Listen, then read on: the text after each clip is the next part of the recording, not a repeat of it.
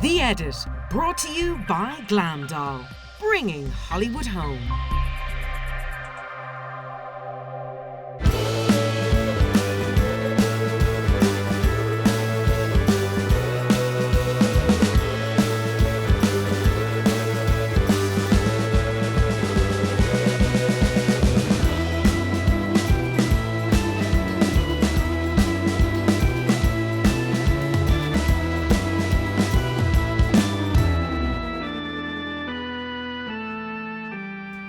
Hello and welcome to The Edit with me, Lisa Cannon. Each week we'll be coming to you here from our cosy Glam Doll studios, which brings Hollywood home. Throughout the series, we are jam-packed with all things film, entertainment, and this week we've got fashion served up. I'll be chatting exclusively to Brendan Courtney about his new Conscious Collection range for Dunne stores, which will help with your Christmas shopping. Gordon Hayden will be back on the sofa chatting all things movies, taking a closer look at the year that was with Tenet and Broken Law. But first, Kevin Costner has had a bumpy career ride from the Oscar glory of Dances with Wolves to his undoing with Waterworld. Kevin's 90s shining star looks to be back, if early reviews are to be believed, with his latest offering, Let Him Go, a dark, gripping family drama set in Montana, co-starring Oscar nominee Diane Lane.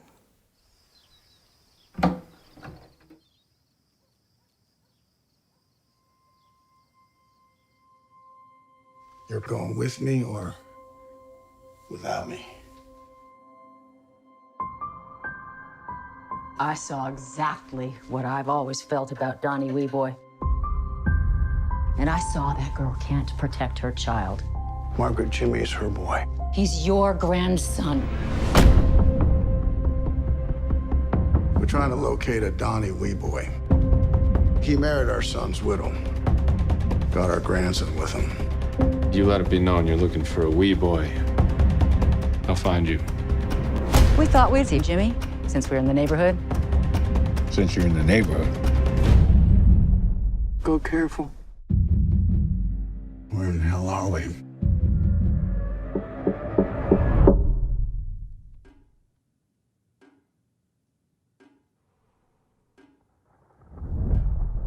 We came to see our grandson. My boy doesn't have to answer to you. And we don't have to answer to you. Whoa.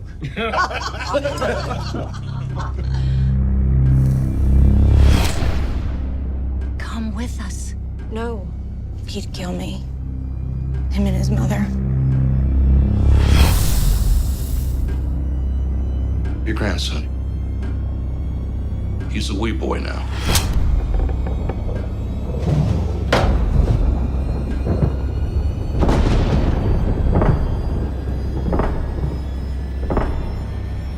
You're with me on this, right? I'm right behind you. He hit Lorna. You hit your wife. Like...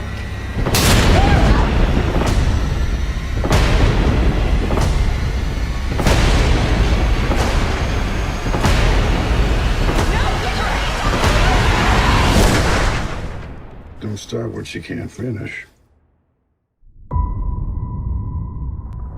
Ooh, what a searing thriller. I'm looking forward to it. And joining me now on the sofa is film critic Gordon Hayden. Gordon, you're very welcome to The Edit.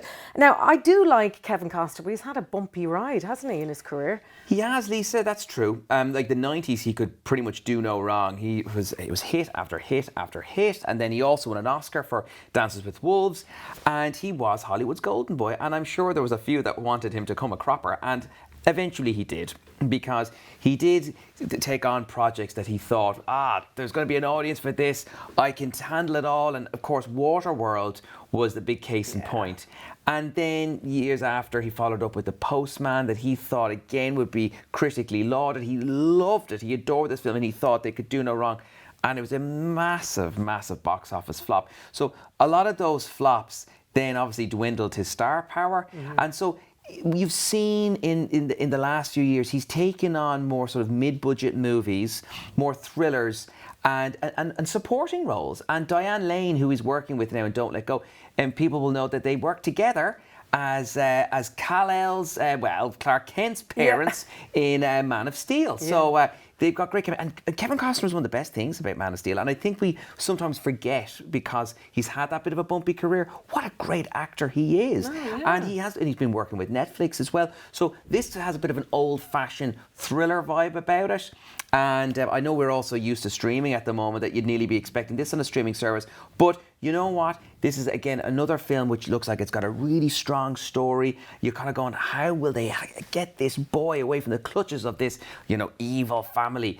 And it looks like it kind of ticks all the boxes for a good old-fashioned thriller. Absolutely. Diane Lane, I love her as an actress, so it's nice to see her back on screen as well. Yeah, she's a bit wiggy here. Like, the wig doesn't look great, because they tried to make her a bit older than she is. They did the same thing in Man of Steel. So I think they might have to fire the old wig, whoever supplied the wigs, the wig supplier. But otherwise, it looks good. Okay. Now, 2020, unfortunately, hasn't been great for movies for many reasons. But talk us through what your thoughts are. Well, it's mad to think, Lisa, like March seems like an age ago when the first lockdown kicked in. And one of the big films that was playing in cinemas at the time was Sonic the Hedgehog. And the gas thing was, we were all kind of thinking, well, film critic pals of mine were thinking, if things stay the way they are and cinemas kind of stay shut, when it comes to the Oscars, is Sonic going to clean up at it? Because that was the big film at the time. Yeah, and we also have to remember that the Virgin Media Dublin International Film Festival was on back then.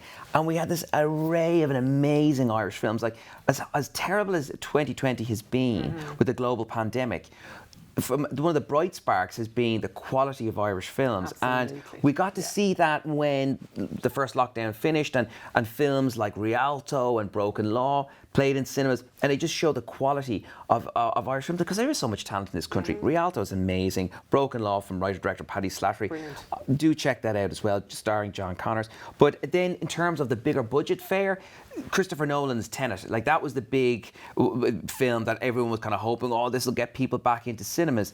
And if I'm being honest with you, I was a bit disappointed in Christopher Nolan, because he stuck to his guns and he was very much like, no, I'm going to release my film. And Warner Brothers, because he is their golden boy, they very much wanted to keep him happy. So they did shift the dates around. But I did think it was sort of irresponsible trying to get people into cinemas. Yeah. As much as we all do want to go back to the cinema. But at the time, it still felt too premature. And I think, unfortunately, box office receipts haven't been great for Tenet. And then also, from a critical standpoint, it was sometimes there was portions of the film that were very hard to hear because of the audio mix. And again, Christopher Nolan was given too much free rein. And I think Tenet, from the marketing publicity to people not going to it, to also the critical response, it's been one of Christopher Nolan's worst reviewed movies. It just shows that sometimes, you know what? You shouldn't be giving everyone total free rein, because unfortunately it doesn't go according to plan. So that it was one film of note for 2020. Not surprising though, indeed. And of course, Wonder Woman, it's the one everyone's waiting to see, 1984. Yeah, well, a lot of we're kind of feeling, will we even get to see it this year? And but it is due to come out on Stephen's Day, and in the States it'll be Christmas Day. And in the States though, it's going to be released on HBO Max on the same day. So HBO Max again is another big streaming service. Sure. This is Warner Brothers streamer, and they're going to release at the same time, because obviously they want to try and hoover up as many customers as possible, because obviously Disney and Netflix being the big rivals. So this is an interesting proposition now, that you're going to see Wonder Woman on streaming in the States, but yet we're going to see it on the big screen, long awaited. Thanks very much, Gordon. Well, what an unusual year it has been for film. But next, this docuseries, out today on Disney Plus and produced by Hollywood giant Ron Howard, depicts life for aspiring ballet dancers. It follows youngsters at the New York Ballet Company who have dreams of professional dance careers and making it to the top. To whet your appetite, here's a look at On Point. They all have the same goal. We like to use the word potential because there are no guarantees. The School of American Ballet is the preeminent ballet school in the U.S. Tayella had offers from Houston Ballet and Bolshoi, but all she sees is S-A-B. Balanchine created the School of American Ballet. Balanchine style is not easy. There's a lot of detail. Classical ballet is slow and swan-like. Balanchine, it's faster, sharp, and energetic. There is more power. Lots of children have the body, but not the spirit for it. If they don't have that, it's not going to work. It's about why you dance. It's just a chance for me to be vulnerable without having to talk about it, you know? The training here is a lot more intense. There's just so many talented dancers. There's competition everywhere. We are auditioning for the Nutcracker. It's not a recital of just children. They're performing with the top company in the world. Last year, I didn't get anything, and I was terrified. Unfortunately, we won't be able to use you. It is a little bit of a roller coaster. I think you come to SAB to get into New York City Ballet. Once you've been in New York City Ballet, it opens up a lot of doors.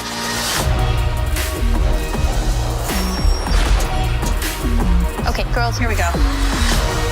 Dancing is kind of a sense of freedom. I looked at that calendar. It's about to get real. Ballet is an unforgiving art form. It's my dream to prove that I deserve to be there.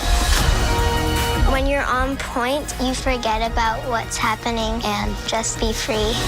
I want to do ballet for my whole life. The dancing, the music, the costumes, the sets, I can't live without it.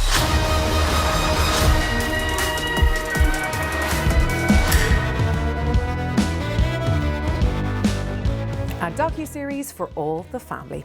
Next up, he is a fashion designer, broadcaster, activist, and all-round good guy. It's the other half of Lennon.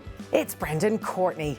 I caught up with Brendan recently in his home to see how his conscious collection is stacking up. Let's take a peek at his latest Dunne Stores Christmas collaboration.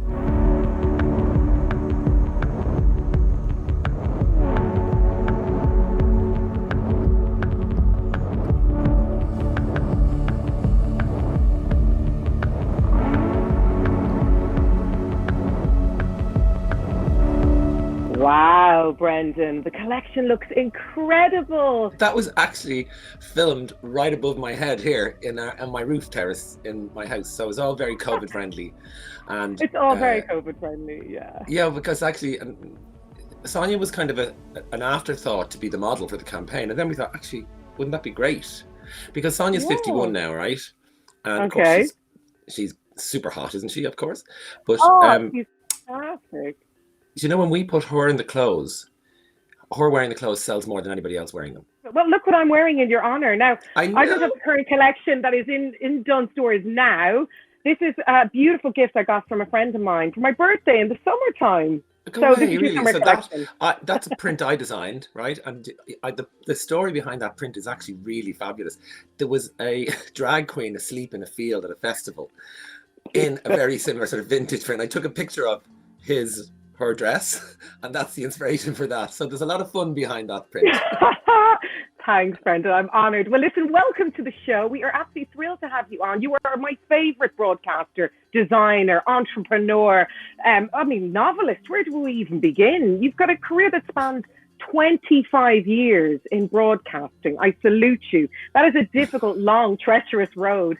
Let's cast our minds back to 2001 with Wanderlust. That's how I remember you starting out your career. I mean, wow. Let's go there. A long time ago, but brilliant story behind it too. Yeah. So you would have been probably in school when Wanderlust was on, right? Yeah, I was in school. Yeah, for sure. So you were allowed to stay up on a Monday night to watch it because it was quite risque for its time, wasn't it?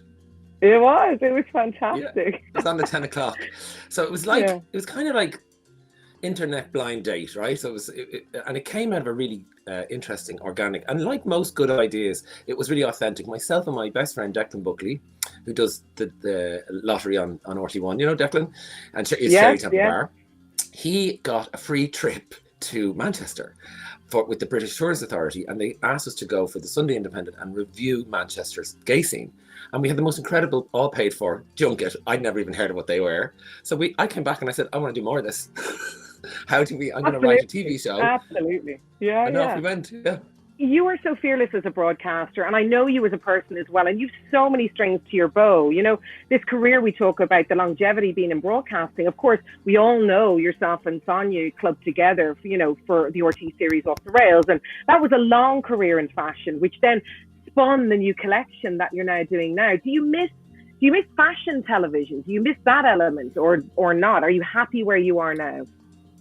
Yeah, I directed myself into fashion because it's like my football. I actually love the field of fashion. I love the theatre of it. I love the nonsense. I love the fun. But what I really loved about it was, and in fairness, watching Gok Wan in the UK, making real women feel real good, and I just loved how that message. And then I was doing the clothes show, you see, at the time, so I got to know him and I got to know people. So I was actually working on the skirts of fashion, and two things were happening. One was I was asking, as you did for years as well, what's your inspiration? And I remember thinking, I don't really know how this works. So I went back to college and studied fashion at night, just to put a bit more of a understanding in my brain about how manufacture worked, how design worked. Yeah, I didn't know that. And I loved it. I did it for 3 years in St. Martin's, and never thinking anything would really come out of it. And another side of it was I wanted to. So when someone comes to me for advice, it could be a young presenter, a young designer. I always say to them, "What's your product? What's your product? What can you sell when you're not in the room?" Because we know as broadcasters, it's the ebb and flow of your face that gets you in and out of work. So what's your product? Yeah. What's your book? What can you sell? What's your passive income? What's the aim? And people always go, and nobody told me that till much later, but I was actually trying to do that with Brendan Courtney, to build a business that would pay the rent, you know, maybe make us a few quid. But for the first 4.5 years of Brendan Courtney, we funded it. We didn't take any investment, but it cost us money. Very good. It cost a fortune. Yeah, so it was a hard slog. It really was. I mean, I've often said, like, I feel like I did a PhD in business. Like, it was really hard. But we then, you know, Dunne's came to us and we licensed it, and then it turned into a good business model. So it was worth it in the long run. But it was a long run. It was difficult. But it was always, my aim with fashion was to build a product, something I like and enjoy, which I really loved. And I loved, like, always in the message of myself and Sonja is, clothes should make you feel good about yourself. They should lighten up your day. They shouldn't make you feel bad. You shouldn't have the dress you bought for your sister's wedding, and when you lose a stone, you're going to put it back on. That one. Get rid of those guilty clothes. But you have so much like that you do as well outside of fashion. I mean, obviously, we all know that you're in Dunnes. Everybody on lockdown has been in and out of Dunnes. I bought so many of your pieces, going nowhere, but at least I have something on today. And then, you know, you've written your book. You've also, you know, started a master's in business, diverse and equality and inclusion. I mean, what's that all about? Congratulations as well. Yeah, it's. This is my study. This is where I'm coming live to you from, and I'm looking at there as the keys. And you've been in my apartment, so you know the kitchen's in the other room back there. But this is the study, and this is where I'm set up, because actually it's remote, obviously, for now. So we take lectures on Tuesdays and Thursdays, and it's a master's of business in equality, diversity and inclusion, and it's the world's first. There are humanitarians in equality and stuff like that, but this is the world's first business masters in this particular area. And it's just because I was Ireland's first gay TV presenter, I was often asked to come and speak at EDI days, they call them, Equality, Diversity, Inclusion Days. So big corporations here have an equality, you know, remit, and to, you know, so to include everybody that's in the workforce. So they'd often, I tell you what really happened. They'd get to October, they'd realize they hadn't used their budget, and they'd ring me and say, will you come in and tell us your story? And I was talking to a friend of mine who actually is head of research in Trinity, and I said, what would you like to do? And I said, I'd love to be able to leave those companies with a cheat sheet or something they can do to make their environment more equal, more inclusive, more diverse. But I don't know, I'm only telling my story, and that's all I know. And she said, well, why don't you study it? And in fact, she said, there's a master's happening next year. So there we are. So Sonja said, I'm going to do it too. So the two of us are classmates. So Brendan, speaking about working with Sonja, aside from fashion, you have this hilarious careers kind of prepping tips and tricks BT, which is just brilliant, because my favourite bit is the roller coaster. You lunatic. We did it on a green screen. We did it on a green screen. So actually, full disclosure, my friend Panty, who owns Panty Bar, during lockdown was bored and built his own green screen and started making videos online. And they were really entertaining, really good drag videos on green screen. So he was putting in, superimposing and all sorts of madness and really fun. And I just had an idea that we would use the green screen, because we decided, so with Brendan Courtney, it's professional women who present. That's what we say. So women exactly like you, Lisa. We wanted to, and so we wanted to always add a little bit of value to people who like our clothes. So the career prepping tips were originally written with the idea of if you're going for promotion. So it's all coming back to the Work Equal campaign where we're trying to, address the gender pay gap. Yeah. And so this is about how to negotiate your contract, how to be a bit fearless. So then we thought, actually, will we just do the whole thing? What to look for, how to prep for an interview, how to prep your CV, and they're all little things, tricks that we've learned over the years. So we did a little 10 sequence of them, and actually, we decided to put them on YouTube and see how they fared, and they're really cute and really nice. So they're just, they take a day to shoot, would you believe? And of course, you really gave us some really good advice during lockdown with Ireland on Call, yet another RTE series. So tell us about that. How did that go? That was really a very interesting time in my life. So lockdown happened. We had just finished my lovely series, Keys to My Life. I was very happy with it. That had taken 2 years to get off the ground. So we'd recorded it. The whole thing was, timing couldn't have been better for me professionally, because the series was going to go out at the end of March over the summer. I was like, perfect. Broadcasting to a prison. Amazing. Yeah. I was just like, then I got a call saying, would you come in and would you co-host Ireland on Call Tuesdays and Thursdays live from the Department of Health? So first of all, I was like, well, I'm going right into the eye of the storm. I've been really compliant. I've decided to play along with the rules of this ridiculous game we're in called lockdown. And now they want me to go in, and Adam, my partner, of course, was like, well, don't bring it back here, and sleep in the spare room. And, how risky is this? But also live TV is a big job, as you know, right? Live TV, you're well used to live TV, but it's a much different beast, right? And I was like, oh, I've got to go on live television and get made in hair and go to the department. And I was just not being lazy about it, but just going, I already have a TV series. What do I really want? And then I went to bed that night and thought, they've just asked you to host Ireland on Call. This is the biggest accolade. It's the nicest thing, compliment someone could pay myself and Katie. And it was an amazing experience then. Then we'd go into the Department of Health, up to the 7th floor, beautiful little studio we had, everything safe distance, and we were right in it for 9 weeks. We were there. I would walk up through here, and the only thing I would see in town were foxes as I walked over to the Department of Health on Baggot Street. It was a bizarre time, but it was a great privilege to do, and people really, really reacted well to it, and it was an absolute honour to do it. I was so proud of it. And moving on then to Keys to My Life, which is really interesting because you're now into series 2 for RTE, and that's coming out in the new year, isn't that right? Yeah. We've been COVID friendly, which is amazing, because Keys to My Life, as you know, or you maybe don't, in case you don't, is I take celebrities back through the halls of their life, basically by visiting the homes that shaped them, or the houses or the buildings that shaped them. And what I was never expecting, because I love the idea, I'm really nosy, it's my idea. It was written out of when I was 6 years of age. I wasn't allowed, when we were visiting people's houses, my mother wouldn't let me use the toilet in the houses, because I'd go and root around their house. I was a really nosy kid. And so I just I'd come down and say, their duvets don't match their curtains. I'm not letting you in this house, I can tell you. I love a nose around people's houses. I've always really liked it, and so that was the driver of it. Like, wouldn't we be interested to see around celebrities' house, because we kind of like that. But I never expected that nearly every single one of them that we've gone into a house with, there's one space or one house that just knocks the wind out of them and makes them cry every single time, and that's amazing to be beside. You're like, wow, this is really. Johnny Logan was a really interesting one. We went back to the house that he lived in Howth, and he hadn't been back there since he'd buried his mother. And he went back to the room and he'd always promised her he'd bring her home because he lived in Australia, and he never got to bring her home. And it was just so emotional. It's just such a privilege to listen to someone's story. And you know yourself, when you know an interview's going well when you forget you're interviewing somebody, right? You're just listening and chatting away, and you're like, wow. Yeah. And with all of them, just if you immerse yourself in someone else's story, and of course they're people like Johnny Logan, Lorraine Barry's story, oh my goodness, just incredible life stories. So every single time as well I've been interviewing people, I'm like, oh, we're filming. Like, I forget. So I actually love it, and it's quite involved. It's like 5 or 6 days shoot. It's a big load of work for a half-hour program, but I'm really proud of it. Yeah, and we've just sold it to a few countries as well, just really quickly in lockdown, which is great, isn't it? Lithuania have it. I really wish you the best of luck with the shows as well, and of course the collection with Dunne.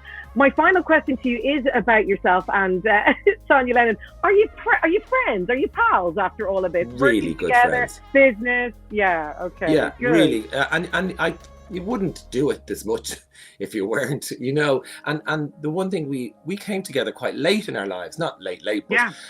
I was 39, Sonja turned 40 the year we met. Like, we weren't 25. We'd come through a couple of partnerships and relationships in terms of work. And I knew if this was going to work for Off the Rails, we had to have each other's back. We had to like each other, because you can see it, and you can feel it when people really do like each other as well. So that was I was like, whoever this person is, we are going to get on, because I want this to work, because we have to like each other. And we agreed that if the day it stops being fun is the day we'll stop. Well, I have to say the collection is stunning. We're going to take another look just before we go as well, so everybody can see. But it really is stunning, and it's in shops at the moment. I need to run out and buy myself a newbie, Brendan. I really do. You never know. This is my you do happen to know the designer. Leave it with me. Leave it with me. Best of luck with all your endeavours, especially, of course, the new series on RTE as well. So we wish you the best of luck.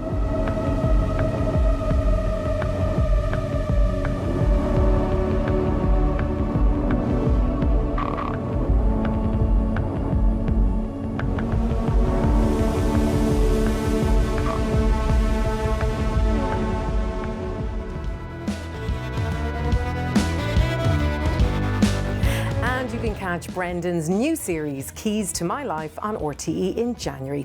Don't forget to like and subscribe to The Edit. You can catch the show every week on thestyleedit.com and lisacannon.ie.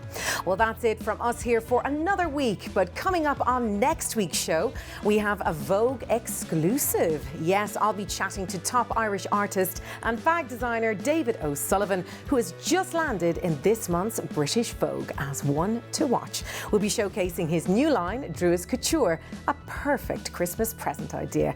And since it will be almost Christmas here in Glamdoll Studios, we're all about movies, and we'll be checking out what's in store for 2021. From Minions 2 to Ghostbusters Afterlife, it's going to be a smasher. So from me, Lisa Cannon, and all of us here on the show, we'll catch you again next week. Take care.